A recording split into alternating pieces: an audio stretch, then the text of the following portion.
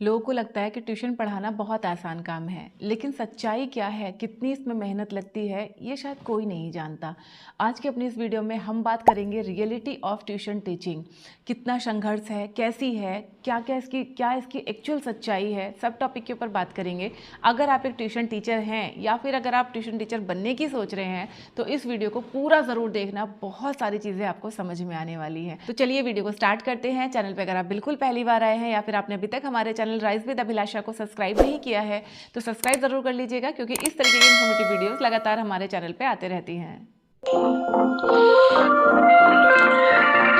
सच्चाई ये है कि ट्यूशन पढ़ाना जितना मुश्किल काम है उससे भी ज़्यादा मुश्किल काम है बच्चों को हैंडल करना, बच्चों के साथ साथ बच्चों के पेरेंट्स को हैंडल करना।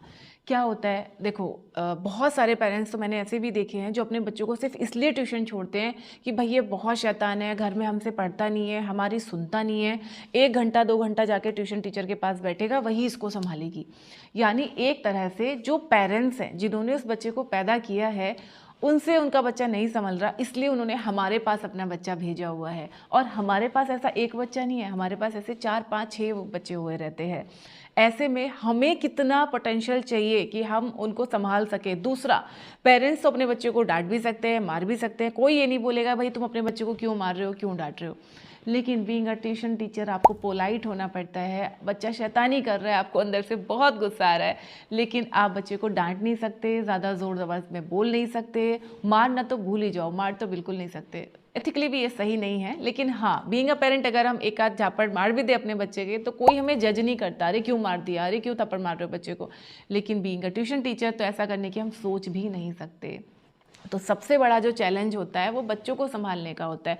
और अगर गलती से आपने बच्चे के ऊपर चिल्ला दिया या बच्चे पे के ऊपर आपने गुस्सा कर लिया और बच्चा रोने लगा, जोर जोर से रोने लगा, फिर आपको पेरेंट्स को बुलाना पड़ा। या फिर कई बार होता है छोटे बच्चे होते हैं ट्यूशन में रोते हैं और फिर वो घर जाके फिर जोर जोर से रोना शुरू कर देते हैं, अरे टीचर ने मुझे डांट दिया, टीचर ने मुझे ऐसे बोल दिया, उसको नहीं डांटा मुझे डांटा। क्योंकि ट्यूशन में होता है छोटे बच्चे होते हैं, आपस में लड़ते भी हैं, एक दूसरे का सामान उठा लेते हैं, बहुत सारा चैलेंज होता है। और ऐसे में जब बच्चा घर जाके रोता है, ट्यूशन टीचर की कंप्लेंट करता है, तो पेरेंट्स वहाँ से निकल के आते हैं, अरे तुमने हमारे बच्चे को डांट दिया, उसको क्यों नहीं डांटा, ये क्यों नहीं किया, हम अपने बच्चे को ले जाएंगे, आप पार्शियलिटी करते हो। मतलब दुनिया भर की चीज़ें वो आपके ऊपर लगा देते हैं। जबकि बीइंग अ ट्यूशन टीचर आपका काम पार्शियलिटी करने का तो है नहीं, आप जानबूझ के तो आपने किया नहीं। हाँ, वो इमोशंस में ऐसा हो गया, बच्चा नहीं सुन रहा था तो आपने उसको शायद थोड़ा ज़ोर से डांट दिया। लेकिन ये चीज़ सिर्फ एक ट्यूशन टीचर ही समझ सकता है, पेरेंट्स को आप ये चीज़ नहीं समझा सकते। उनके हिसाब से तो आपको बच्चों को प्यार से डील करना है, चाहे वो बच्चा उनसे खुद से डील नहीं हो रहा हो, लेकिन आपसे उनकी यही उम्मीद रहती है कि आप उसको प्यार से डील करो। तो मेरे हिसाब से ये एक सबसे बड़ा चैलेंज है, बच्चों को हैंडल करना, डील करना। और अगर बच्चा कोई कंप्लेंट घर जाके करे तो उसके बाद पेरेंट्स को डील करना। दूसरा चैलेंज आता है पेरेंट्स की एक्सपेक्टेशन को ध्यान में रखना। देखो क्या होता है, जब पेरेंट्स अपने बच्चे को ट्यूशन में भेजते हैं ना, तो मेरे साथ में अपना एक पर्सनल एक्सपीरियंस शेयर करती हूँ। मेरे साथ क्या हुआ था, एक पेरेंट्स ने अपने बच्चों को भेजा, ठीक है, और अगले ही वीक उनके UT2 स्टार्ट होने वाले थे, यूनिट टेस्ट। तो उन्होंने बोला कि यूनिट टेस्ट आ रहे हैं, आप यूनिट टेस्ट की तैयारी करवा दो, ठीक है।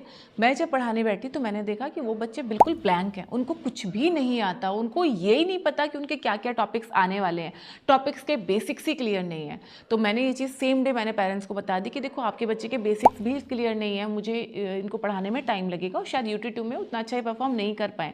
पेरेंट्स का था कि नहीं नहीं, बस आप ना इसमें जो 4 चैप्टर आ रहे हैं इनको ना अच्छे से पढ़ा दो, 4 चैप्टर इनको अच्छे से। अरे बच्चे के बेसिक्स ही क्लियर नहीं है, 4 चैप्टर पढ़ा के वो कैसे एग्जाम में लिख के आ जाएगा जब तक उसको बेसिक चीज़ें ही नहीं पता होंगी। और हम सबको पता है कि UT2 में बहुत ज़्यादा ऐसे गैप नहीं मिलता है एग्जाम्स के बीच में, कंटिन्यूस एग्जाम होते हैं, ज़्यादा से ज़्यादा 1 दिन का गैप मिलता है, और 1 दिन का गैप हमें रिविजन के लिए चाहिए होता है। ऐसा भी नहीं कि भाई सुबह से शाम तक बच्चा मेरी ट्यूशन क्लास में बैठा रहेगा, 1 घंटे 2 घंटे के लिए आएगा, उसमें कैसे उसके बेसिक्स क्लियर होंगे, कैसे उसके कॉन्सेप्ट क्लियर होंगे, कैसे वो वर्कशीट करेगा और कैसे फिर वो रिवीजन करेगा, कैसे फिर वो मुझे टेस्ट देगा, पॉसिबल ही नहीं है। लेकिन पेरेंट्स को लगता है कि उन्होंने बच्चे को ट्यूशन क्लास में भेज दिया, अब तो बच्चा बस टॉपर ही बन जाएगा। तो देखो ये भी मतलब एक ऐसी चीज़ है जो मेरे ख्याल से आप सब ने भी ज़रूर फेस की होगी अगर आप ट्यूशन पढ़ाते हैं तो। अब यहाँ पे इसको हम ये भी नहीं कह सकते कि नहीं नहीं बच्चा को हम नहीं पढ़ा पाएंगे या नहीं हो पाएगा, ठीक है। तो ये भी एक बहुत बड़ा चैलेंज होता है। और हर पेरेंट को लगता है कि उसका बच्चा टॉपर निकलना चाहिए आपकी ट्यूशन क्लास से, जबकि बीइंग अ ट्यूशन टीचर हमें ये चीज़ पता है कि हम बच्चे को पढ़ा सकते हैं, अपना बेस्ट दे सकते हैं, लेकिन हर बच्चा तो टॉप नहीं कर सकता, हर बच्चा तो 100% मार्क्स नहीं लेके आ सकता, हर बच्चा तो 95 के ऊपर नहीं जा सकता। हर बच्चे के समझने की शक्ति अलग होती है। बहुत सारे बच्चे ऐसे भी होते हैं जिनको आप बहुत देर तक पढ़ाते रहते हो, समझाते रहते हो, और बाद में वो एकदम कन्फ्यूज से बैठे रहते हैं, वो कहते हैं ये तो समझ में ही नहीं आया, है ना। आप फिर पूरी मेहनत झोंकते हो, लेकिन बच्चे के दिमाग में अगर कुछ और चल रहा है, वो अगर यही देख रहा है कि कब 1 घंटा पूरा और मैं जाके बाहर खेलूं, या मेरे तो सारे दोस्त इस वक्त खेल रहे होंगे, मैं ही इस क्लास में आके फंस गया हूं, तो उसका जब दिमाग दूसरी जगह पे रन कर रहा होगा वो फोकस ही नहीं कर पाएगा। लेकिन ये चीज़ पेरेंट्स नहीं समझेंगे। उन्हें क्या लगता है कि नहीं, हमने बच्चे को भेज दिया है, अब तो बच्चा टॉपर बन जाना चाहिए। दूसरा, बहुत सारे पेरेंट्स तो ऐसे होते हैं जो कि बिल्कुल एग्जाम के टाइम पे ट्यूशन लगाते हैं। फाइनल एग्जाम आ रहे हैं, हाफ ईयरली एग्जाम आ रहे हैं, बिल्कुल एकदम एग्जाम के टाइम पे ट्यूशन लगाएंगे और फिर उम्मीद करेंगे कि अब हमारा बच्चा टॉप कर जाना चाहिए। तो ये एक बहुत बड़ा चैलेंज होता है पेरेंट्स के साथ डील करना, पेरेंट्स की एक्सपेक्टेशन पे खरे उतरना। तीसरी चीज़ में आती है रेस्पेक्ट वर्सेस रियलिटी। हम सब ने सुना है कि जो टीचर होते हैं वो भगवान के जैसे होते हैं, बच्चे का फ्यूचर बनाते हैं, बच्चे को शेप देते हैं। लेकिन रियलिटी क्या होती है, स्पेशली ट्यूशन टीचर की रियलिटी क्या होती है? हर किसी को लगता है कि पैसे के लिए आप पढ़ाने के लिए बैठ गए हैं। वो नहीं समझेंगे कि आपको, चलो पैसे का रिक्वायरमेंट मैं समझती हूँ कि बहुत सारे लोगों को पैसे का ज़रूरत होता है, इसलिए वो ट्यूशन पढ़ाते हैं, लेकिन फिर भी वो अपना 100% दे रहे हैं, फिर भी वो आपके बच्चे का फ्यूचर तो शेप कर ही रहे हैं, फिर भी वो आपके बच्चे के फ्यूचर को ब्राइट करने की पूरी कोशिश कर रहे हैं। लेकिन ज़्यादातर पेरेंट्स जो रिस्पेक्ट ट्यूशन टीचर डिज़र्व करता है वो रिस्पेक्ट उनको नहीं देते हैं। स्कूल वाले टीचर को तो वो काफ़ी रिस्पेक्ट देते हैं, उनको लगता है कि हाँ भैया स्कूल में पढ़ा रहे हैं तो ये ज़्यादा पढ़े लिखे हैं, ट्यूशन पढ़ा रहे हैं तो मतलब ये पढ़े लिखे नहीं है ना। ऐसा ज़्यादातर पेरेंट्स का माइंडसेट होता है, जबकि ट्यूशन भी वही पढ़ा सकता है जिसको सच में चीज़ें आती हों, जिसको सच में पता हो कि मुझे क्या पढ़ाना है।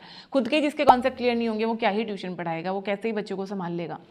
ठीक है, चाहे ऊपर से ऊपर हम कितना भी सुन लें, कितना भी बोल दें कि गुरु भगवान के समान होता है और भगवान से भी ज़्यादा गुरु की वैल्यू होती है, लेकिन बहुत सारे पेरेंट्स टीचर्स को रिस्पेक्ट तक नहीं करते हैं, सिर्फ अपनी एक्सपेक्टेशन का प्रेशर टीचर के ऊपर डालते जाते हैं। और जहाँ थोड़ी सी भी कुछ गलती हुई, जहाँ थोड़ा सा भी उनके एक्सपेक्टेशन के हिसाब से रिजल्ट नहीं आया, वो टीचर की बेइज्जती करने से भी पीछे नहीं हटते हैं। ये एक हार्श रियलिटी है ट्यूशन टीचर की। चौथी रियलिटी है कि ट्यूशन में बहुत ज़्यादा एफर्ट्स लगते हैं, बहुत ज़्यादा मेहनत लगती है। 1 घंटे का ट्यूशन अगर आपको पढ़ाना है और आपके पास 3 अलग अलग क्लास के अगर बच्चे हैं, मान लो 7-8 बच्चे हैं और दो बच्चे जो हैं वो अलग अलग क्लास के हैं, तो ऐसे में हर क्लास का सिलेबस तैयार करके रखना, हर क्लास के हर बच्चे के लिए वर्कशीट तैयार करके रखना, टेस्ट लेने हैं उसके लिए पूरा परफॉर्मा तैयार करके रखना, ये सब आसान काम नहीं है। लोगों को लगता है अरे 1 घंटा ही तो ट्यूशन पढ़ा रहे हैं, लेकिन उस 1 घंटा पढ़ाने के लिए कितनी मेहनत लगती है, कितनी प्री प्रिपरेशन करनी पड़ती है, वो कोई नहीं समझता। आप में से जितने भी लोग ट्यूशन पढ़ाते हैं उनमें से ज़्यादातर लोगों को मैं ये समझती हूँ कि ट्यूशन पढ़ाने के बाद, 1 घंटा पढ़ाने के बाद जो थकान होती है ना, वो 2 घंटे वर्कआउट करने के बाद भी नहीं होती। 2 घंटे आप एक्सरसाइज करो, दौड़ने जाओ, रनिंग करो, जिम में जाओ, तब भी आपको उतनी थकान नहीं होती दिमागी तौर पे जितनी कि सिर्फ 1 घंटा बच्चों को ट्यूशन पढ़ाने से हो जाती है। लेकिन ये चीज़ कोई भी नहीं समझता, सिर्फ एक ट्यूशन टीचर ही समझ सकता है कि एक बैच पढ़ाने के लिए, 6-7 बच्चों को पढ़ाने के लिए उसको कितनी मेहनत करनी पड़ती है, कितनी तैयारियां करनी पड़ती हैं। एक हार्श रियलिटी ये है कि ट्यूशन टीचर की जो अर्निंग होती है ना, वो हर महीने फिक्स नहीं होती। हमेशा ऐसे नहीं कि कांस्टेंट इतने पैसे आने ही आने हैं। मान लो इस महीने 7 बच्चे आ रहे हैं, अगले महीने एक पेरेंट्स ने अपने बच्चे को निकाल के दूसरी जगह डाल दिया तो बच्चे रह गए 6। इस महीने 6 की इनकम आपके पास आएगी। अगले महीने 2 बच्चे आ गए तो 8 के देख के आप खुश हो जाओगे। उससे अगले महीने 4 बच्चे चले गए तो फिर आपके पास अर्निंग कम हो जाएगी। और कई बार बच्चे आना जाना ज़रूरी नहीं होता। बहुत सारे पेरेंट्स होते हैं, अरे 10 दिन हमने नहीं पढ़ाया, 10 दिन बच्चा नहीं आया, इसके पैसे हम नहीं देंगे, काट लो। ठीक है, 10 दिन आप कहीं बाहर चले गए तो आपको वो आपकी फीस पे नहीं करेंगे। प्लस फाइनल एग्जाम्स हो गए मार्च में, अब बच्चे को वो जुलाई में भेजेंगे। 3 से 4 महीने के लिए आपकी अर्निंग चली गई। 15 दिन का विंटर ब्रेक हो गया, पेरेंट्स घूमने चले गए तो उसके पैसे आपको नहीं मिलेंगे। मतलब आपकी कोई भी कॉन्स्टेंट अर्निंग नहीं है कि हाँ इतना पैसा हर महीने मुझे मिलना है, ऐसा बिल्कुल भी ज़रूरी नहीं है। और खासकर तब जब आप नए नए ट्यूशन टीचर बने हैं, अभी आपके थोड़े से ही बच्चे आपके पास हैं, तब तो आप बिल्कुल भी स्टेबिलिटी नहीं ले सकते अपनी अर्निंग की। तो ये एक बहुत बड़ा चैलेंज है ट्यूशन टीचर के साथ और ये एक बहुत ही हार्श रियलिटी है।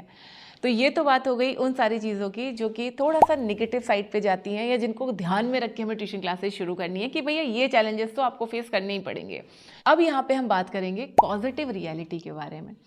इतनी सारी परेशानियों के बाद जब हम बच्चों को पढ़ाते हैं और हमारा कोई स्टूडेंट इम्प्रूव करता है, मार्क्स बेटर लेके आता है, अच्छे से समझता है, उसका पढ़ाई में इंटरेस्ट आना शुरू होता है, और जब वो एक लाइन बोलता है ना, मैम अब समझ में आ गया, मैम आपने बहुत अच्छे से समझाया, मैम आपकी वजह से मेरे मार्क्स बहुत अच्छे आए हैं, मैम आपकी वजह से पहली बार मुझे क्लास में वेरी गुड मिला है, या मैम आपकी वजह से पहली बार ये हुआ है। या जब कोई पेरेंट्स भी आके थोड़ा भी अगर अप्रिशिएट करते हैं कि मैम आपकी वजह से हमारे बच्चे का पढ़ाई में इंटरेस्ट आ गया, या उसका राइटिंग साफ हो गया, या अब वो पढ़ाई में ध्यान देने लगा है, तो ये जो एक छोटी सी लाइन होती है ना, जो बच्चा हमसे बोलता है या उसके पेरेंट्स आके अप्रिशिएट करते हैं, इसके सामने दुनिया की सारी खुशियाँ हमें फिर फीकी लगती हैं। फिर हमें लगता है कि हाँ, हमारी जो पूरी मेहनत है वो वसूल हो गई, जो भी मुश्किलें आई थी वो सब खत्म हो गई, और बस इस एक लाइन में हमारी सारी मेहनत निकल के बाहर आ गई है। तो ये जो चीज़ें मैंने आपको बताई हैं, आप में से कितने ट्यूशन टीचर इसको फेस कर रहे हैं मुझे कमेंट करके ज़रूर बताना, और क्या क्या चैलेंजेस आपको फेस करते हैं और आपका एक्सपीरियंस क्या कहता है। ये सारी चीज़ें मैंने आपको अपने एक्सपीरियंस से बताई। आप क्या एक्सपीरियंस कर रहे हैं कमेंट करके ज़रूर बताना। नेक्स्ट आप किस टॉपिक पे वीडियो देखना चाहते हैं वो भी आप कमेंट सेक्शन में लिख सकते हैं। अपना ध्यान रखिए। अब हम मिलेंगे हमारी नेक्स्ट वीडियो में। नमस्ते।